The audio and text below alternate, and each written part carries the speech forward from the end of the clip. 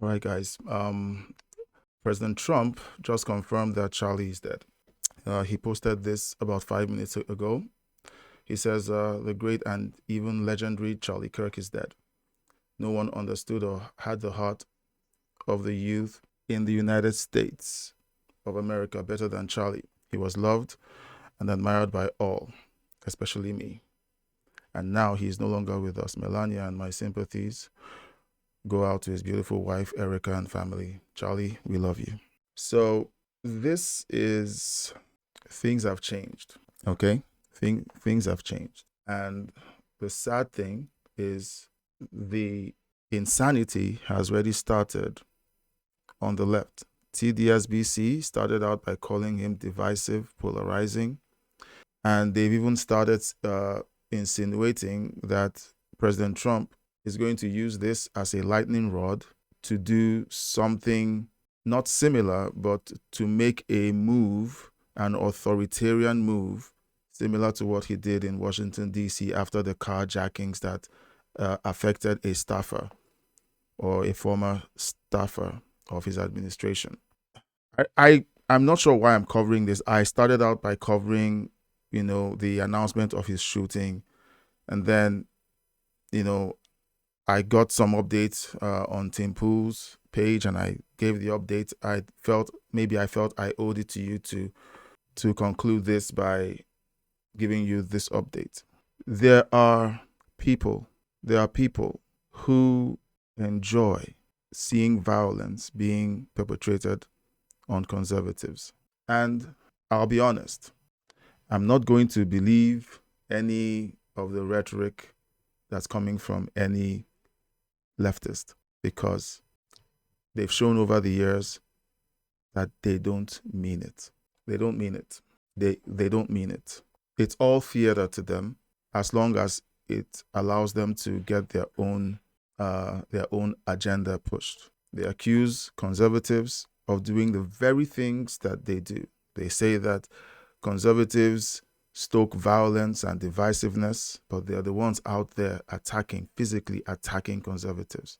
My conversation earlier this week, I covered it in the earlier video, and I didn't know this was happening or going to happen. I was simply giving an update on my life and how my public support for Donald Trump on YouTube, has affected me. And my conversation with someone this week, which ended in a very awkward way, showed me that the world is already spiritually sick. The world is spiritually sick. But I think the incidents of the last few years comes together in this, because it's very clear that the left is supportive of these kinds of actions. I shared the sick comment that I read in the last last video, not to give the person who wrote the comment exposure, but to show the world the way a lot of these people think. They just don't have the let me use the term, the guile to cover it up. They can't help themselves.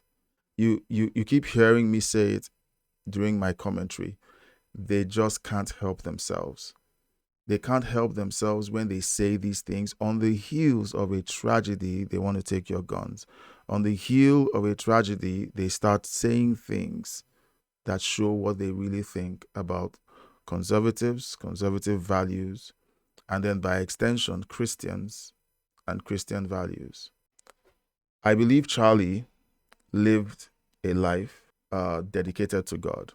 I believe he knew that there was a chance that something like this could happen. He presented himself as a person of faith, as a godly person, as someone who wanted righteousness to fill the earth. And he fought, bled, and died for a country that his children could live in. I don't know what tomorrow is going to look like. I do know that I'm going to be watching a lot of the coverage from the creators that I follow. I'm going to be watching Tim Pool's broadcast tonight. I would like you to consider watching Tim Pool's coverage. Consider connecting and listening to what's going on, because for those of you who are watching and you haven't spent time listening to conservative voices, I want to invite you to just listen to Tim Pool's broadcast for tonight. Because when you live in an echo chamber and all you listen to is TDSBC, CNN, ABC, PBS, NBC, and the like, and all you hear is one narrative, and you can't even think outside of that narrative because it's too painful, because being wrong for you is that painful. It's a sad place to be. Consider joining Tim Pool's broadcast tonight. I invited you to leave a comment, just express your prayers for Charlie and his family. Right now, I'm going to ask you to pray for his wife, his 2 children, and the Turning Point USA movement. I don't know what the movement is going to look like going forward. I don't know what it's going to look like, but I can guarantee you that this has changed everything. And I would make a prediction.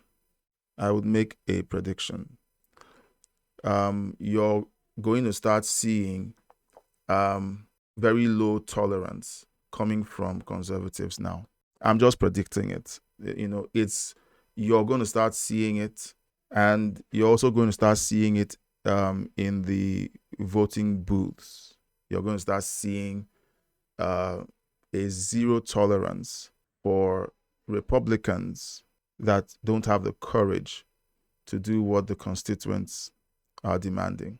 You're going to start hearing louder voices coming from the left claiming that President Trump has successfully used Charlie Kirk's murder to galvanize far leftists and radicals to his cause of making America an authoritarian state. And you're going to, like, that dividing line, I predict, just got thicker, because there's no telling anyone on the conservative side that there's anything resembling a moderate left. I think it's basically gone now. So that's my prediction. It is heartbreaking that we find ourselves here. In my video, I've produced so many videos today and released them with very little editing. And in my video today, I simply pointed out the fact that my support for President Trump has cost me. But it hasn't cost me my life. But for Charlie, it has.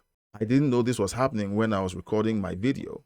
I didn't. I just felt really heavy, and I thought about the conversations I had, the things that had transpired over the last few months, since my channel really started growing and I started seeing a lot of the chatter in my comments section and some of the stuff that happened to me personally. And I felt that it would be good for me to just let it out and do a video. And believe me, I didn't say everything that I could say because it just wouldn't be right to say everything.